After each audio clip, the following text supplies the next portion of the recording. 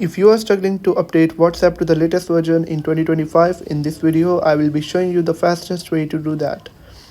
But make sure to watch the video till end so you don't make a single mistake. And guys, in this video I'm going to show you about 2 ways that you can follow to update your WhatsApp to the latest version.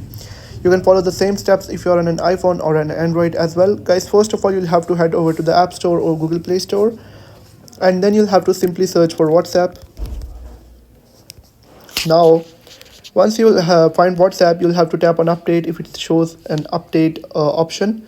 But in some cases, it may show open option, which means that technically your WhatsApp is already updated to the latest version, but you still are facing some bugs and glitches in WhatsApp, or you don't have access to some latest features. In that case, you'll have to head over to the settings of your phone, and then you'll have to tap on general and iPhone storage.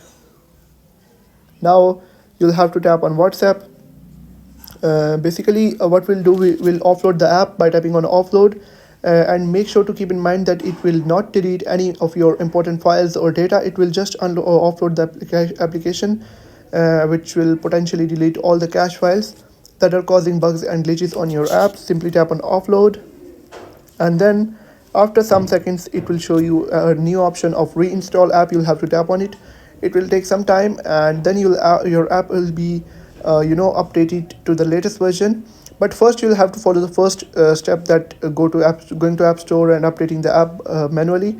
Then you'll have to follow this step if that doesn't work. So your WhatsApp will be forcefully updated to the latest version.